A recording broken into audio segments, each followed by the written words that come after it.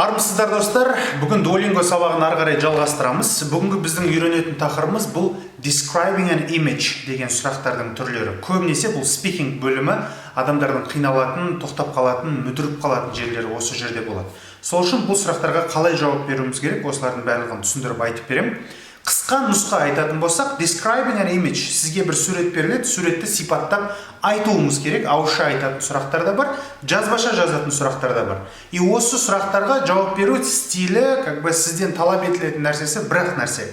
Сол нәрселердің барлығын қазір түсіндіріп беремін да сізге. Сол үшін біз білуіміз керек. Describing an image деген сұрақтар кезінде сізге ауызша жауап беру керек болса, примерно 90 секунд уақыт береді. Сол 90 секундта жылдам сапалы түрде сізден тексеруші не талап етеді, сол дәрежеде жауап беріп үлгеруіңіз керексіз.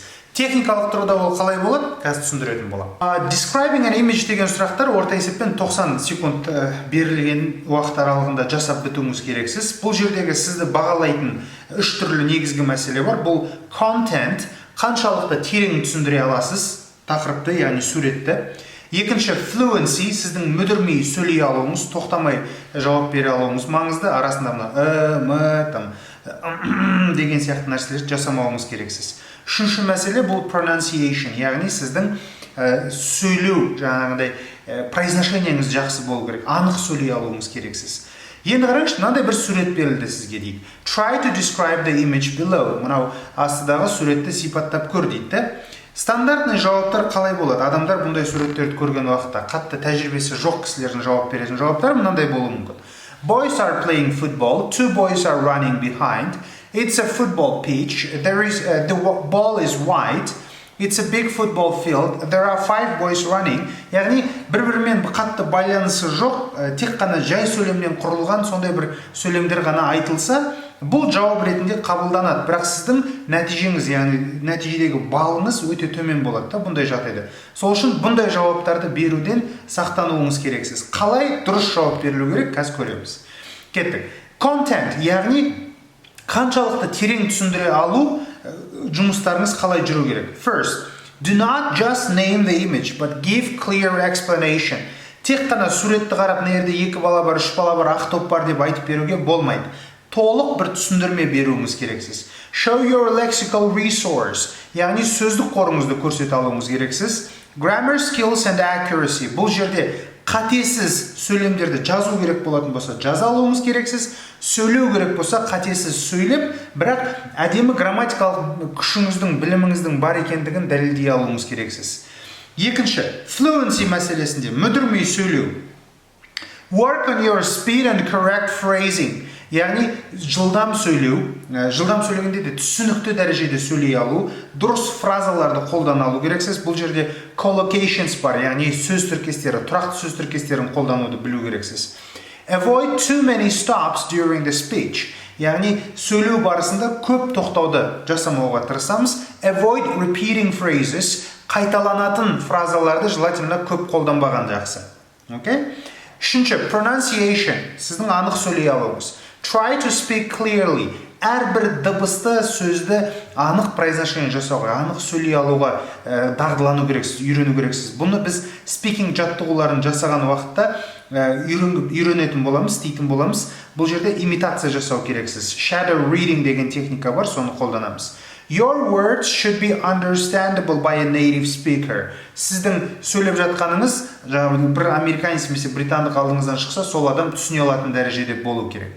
Work on pronunciation of connected speeches. Яғни бір-бірлерімен байланысатын сөздердің произношениесі қалай болады, осыларды білу керексің. Бұл произношение техникалары маңыздылық тұрғысынан кішкене төмендеу деп айтсақ болады. Қалай дамытамыз?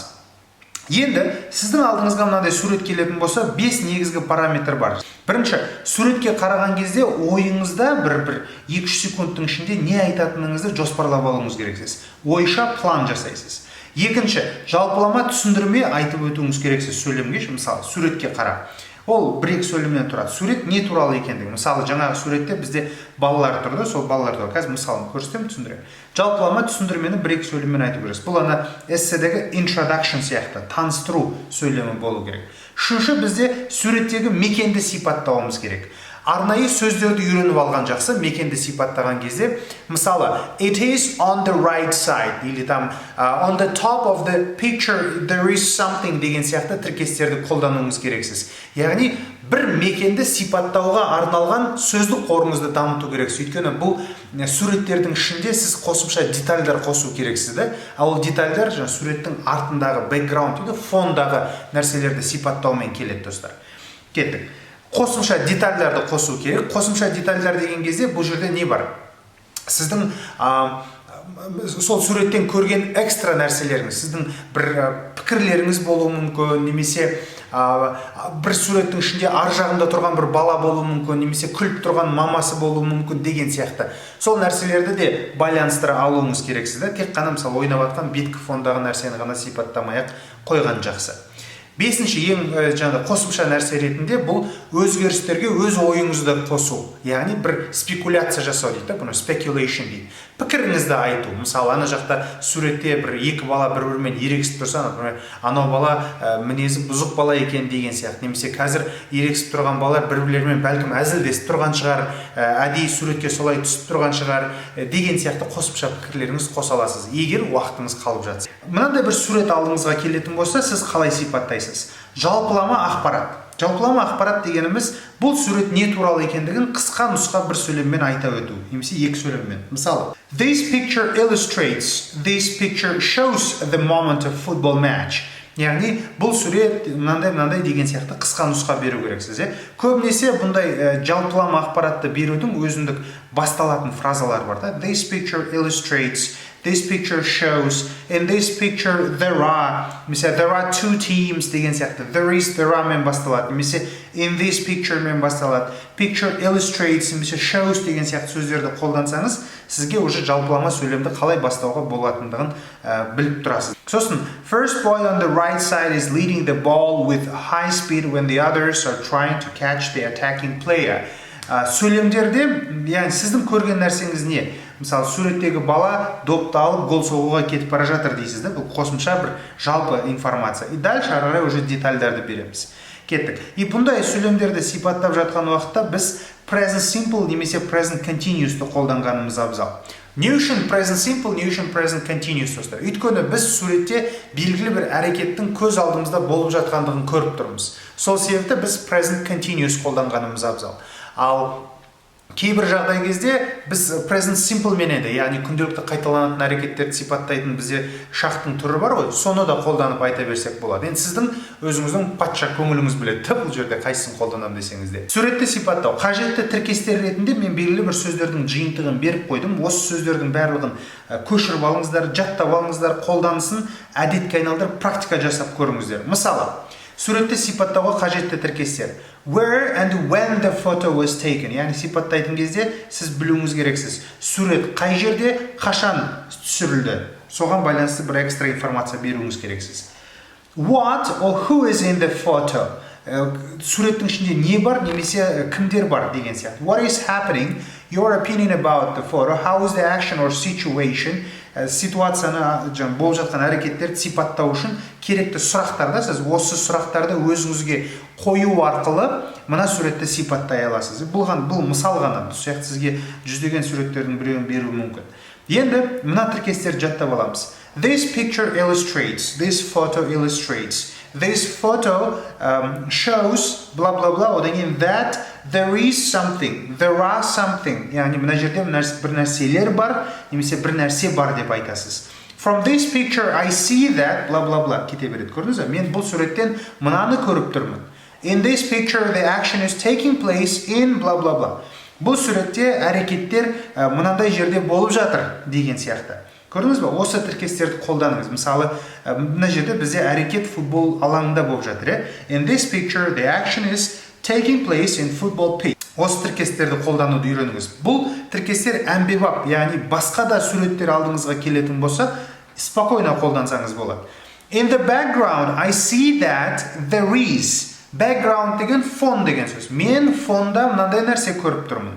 Көрдіңіз бе? Уже сіз артқы фонды сипаттайтын кезде мына тіркестерді қолданасыз.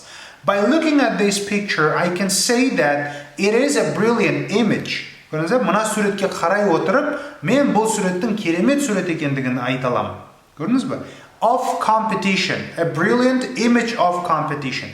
Керемет бір жарыстың бейнесі екендігін көріп тұрмын деп сипаттай аласыз. Көрдіңіз бе? Бұл сіздің сөздік қорыңызды кеңірек көрсету мақсатында айтылатын тіркестердің түрлері. Міндетті түрде жазып, жаттап алыңыздар және осыларды қолданыңыздар емтихан барысында. Келесі, мекенді білдіретін сөздер қандай болуы мүмкін? At the top of the picture, суреттің жоғарғы жағында. At the bottom of the picture, төменгі жағында. There is something, there are something. Көрдіңіз бе? Бір нәрселер бар, бір нәрселер жоқ деген сияқты. Мысалы, on the left, on the right of the picture, суреттің оң жағында, сол жағында мынандай нәрсе бар.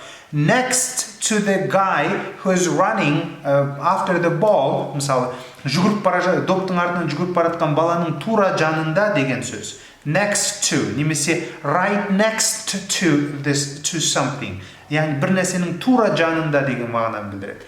In front of, behind the, near something, under something. Осы тіркестерді қолдану арқылы бір мекенді сипаттай аласыз. Бір заттың қай жақта тұрғандығын көрсете аласыз. It looks like a something. Мысалы, это похоже на что-то деген сияқты. This subject might be a ball. Мысалы, сіз бір нәрсенің не екендігін анық білмей тұрсаңыз суреттен, сіз примерно жаңағыдай guess дейді ғой, өзіңіздің ойыңызды қысқаша айта аласыз, қалай айтады? Догадкаменен айта аласыз, This subject might be, мысалы, или this person on the background might be the friend of John, for example. Мысалы, мына суреттің арт жағында тұрған адам, ол Джонның досы болуы мүмкін. Мүмкін. Көрдіңіз бе? Бұл сіздің неңіз, спекуляцияңыз, яғни бағана 5 түрлі параметрмен сипаттауға болады дедік қой.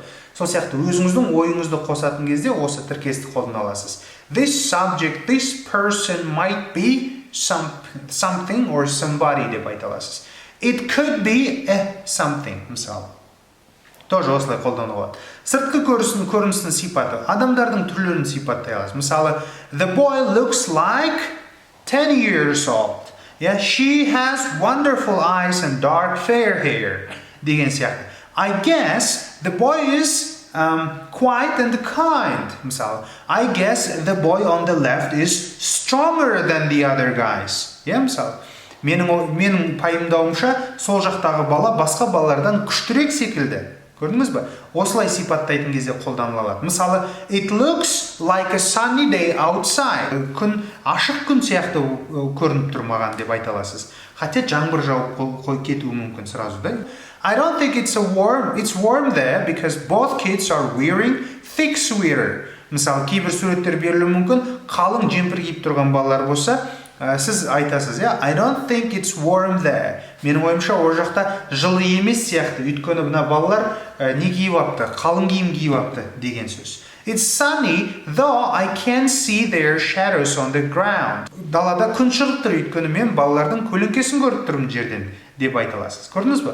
Осы тіркестерді жазып, жаттап алыңыздар және сөйлемдерді өздеріңіз үйде ойдан құрастырып, мысалдар келтіруге тырысыңыз. Неғұрлым сіздің ойыңыз жаттыққан болса осы тіркестерге, соғұрлым сіз кез келген нәрсені сипаттау кезінде қатты ойланып бір беймаза күйге кетпейсіз. Өйткені сізде бар жоғы 90 секунд, яғни 1,5 минут уақытыңыз бар. Осы уақыт аралығында максимально көп сөйлем құрастырып үлгеру керексіз. Ол сіздің жаттанды фразаларыңыздың миыңызда неғұрлым көптігіне байланысты. Мысал келтірейік. Мысалы, there are 5 boys on the picture деп бітірсек, бұл сөйлем толық емес. Яғни болса да бір жай сөйлем ғана болып тұрды.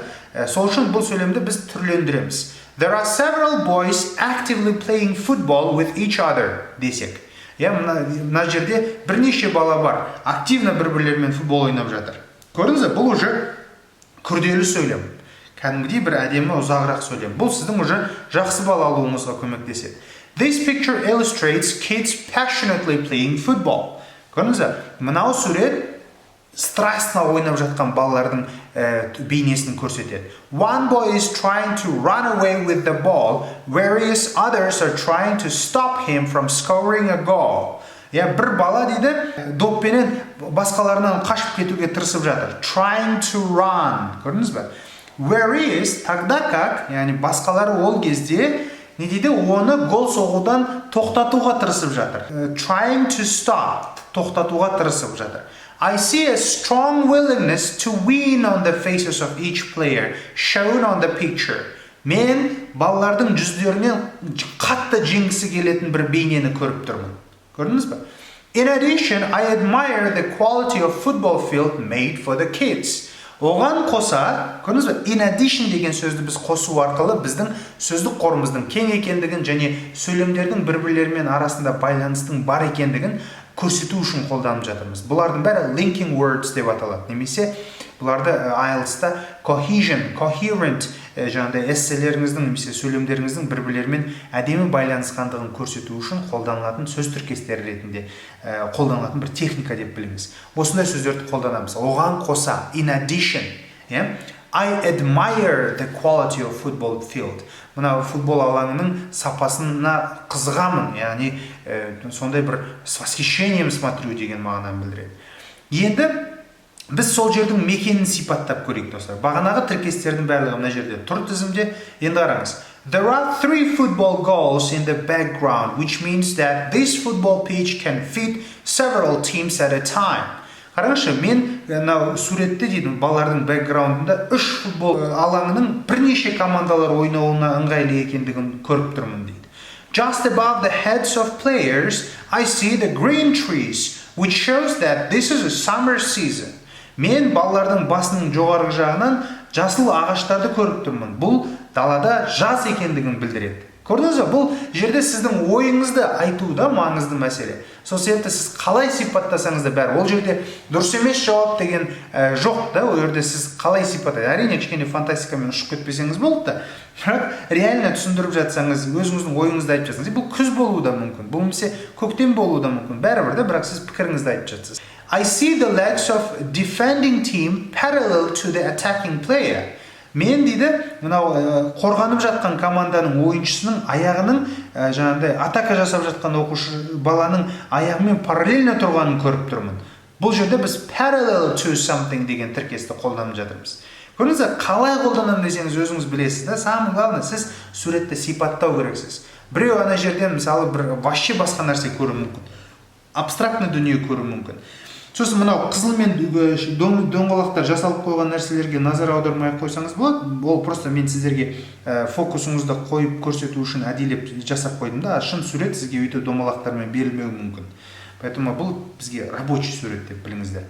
After a moment, the legs of the defender may hit the legs of an attacking player if he will not run faster than the player behind.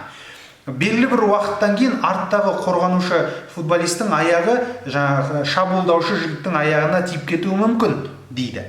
Бұл енді сіздің спекуляцияңыз, яғни қосымша бір идеяңызды, пікіріңізді білдіріп жатуыңыз. Детальдар қосайық та. Ол қандай детальдар болуы мүмкін? Мысалы, сіз ол үшін өзіңізге сұрақ қойыңыз. What is the most important part? Мына суреттің ең негізгі бөлімі қандай? Өте маңызды бөлімі қандай?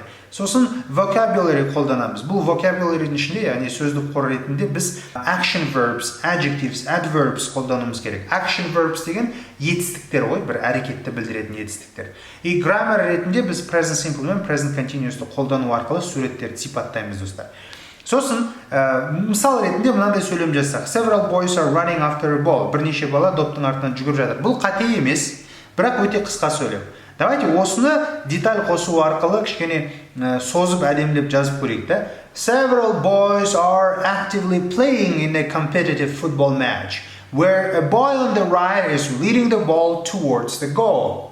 Қараңыз, бірнеше бала активно бір-бірлерімен жарысып тұрып, жарысқан футбол ойнап жатыр дейді.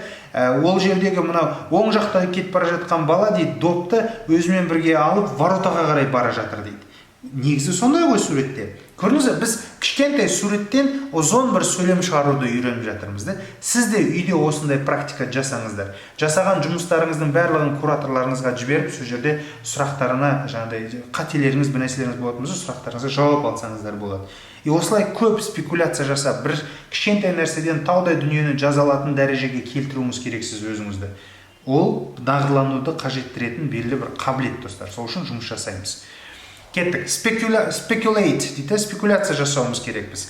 Егер бұл жерге уақытыңыз жетіп жатса, әрине жаңағыдай қосымша пікірлеріңізді білдірсеңіз болады. Мысалы, why is something happening now? Не үшін бұл балалар дәл қазір ойнап жатыр? Біз соған бір мысал берейік. Бұл жерде сіз былай айту керексіз да, мысалы, бұл мынандайдан болуы мүмкін. Мынандайдан шығар дейміз ғой қазақшада. Ол балалар қатты ойнағылар келіп жатқаннан шығар, немесе белгілі бір жарыста ойнап жатқан шығар. Көрдіңіз бе, бұл сіздің қосымша пікіріңіз, спекуляция да. Сол жерде қандай фразалар қолданылады? It must be, probably it is something.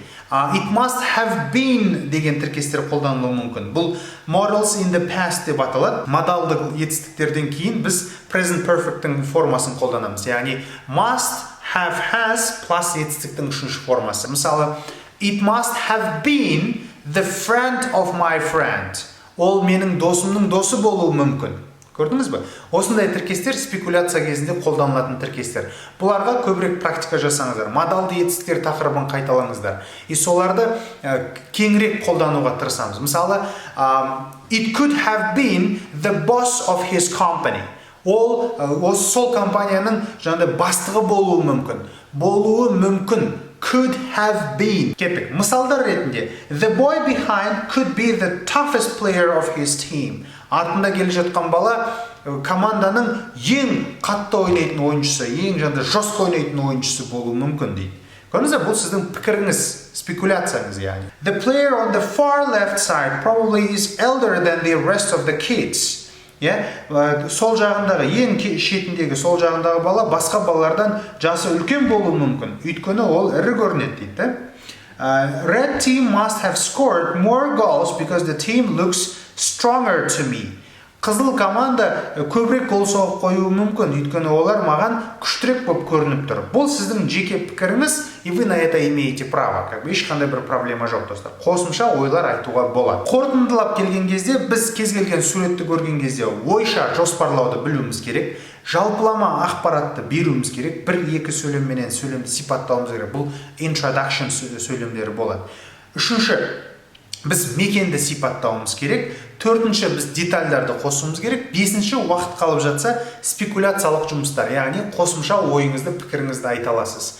Мекенді обязательно жақсы сипаттауды үйренуіміз керек. И соңында жаңағыдай спекуляция ақпараттарын қосып жіберсек, бұл бізге өте жақсы бір мүмкіндік береді, достар. Жалпы, мысал жауап ретінде мына жауапты алып қараңыздар. Осы жауапты видеоны пауза қылып қойып, прям толық қалай болуы мүмкін, осылай көріп шығаңыздар болады. Сосын осыған қарап, өздеріңіздің пікірлеріңізді, өздеріңіздің суреттерге бір сипаттамаңызды жазып көріңіздер. Өйткені, достар, describe an image деген сұрақтарда сізге ауызша жауап беретін сұрақтарда беріледі, яғни ауызша тез соны сипаттап беруің керексің. Немесе соны жазбаша сипаттайтын тапсырмалар болады. Сурет беріледі, сізге 3 минуттай уақыт беріледі, тез жазып шығуыңыз керексіз. Сол кезде мына техникаларды білгендігіңіз сізге үлкен жақсы балл жинауға көмектеседі, достар. Мына жердегі суретке қарап, өзіңіздің ойыңызды, пікіріңізді тура бағанағы суретке сипаттама берген сияқты жазыңыздар. Мен ұқсас суретті әдейі қойдым. Керек жерін көшіріп алсаңыздар да болады. Сөйтіп, сол сияқты бір манипуляция жасап көріңіздер. Өздеріңіздің пікірлеріңізді жазып, қаншалықты жақсы шығады, нәтижелеріңізді сол видеоның астына комментарийға жіберсеңіздер болады, достар. Осы нәрселерді үйреніңіздер. Жалпы алған кезде бүгінгі үйрететін тақырыбым осы. Назарларыңызға рахмет. Сау, сәлемет болыңыздар.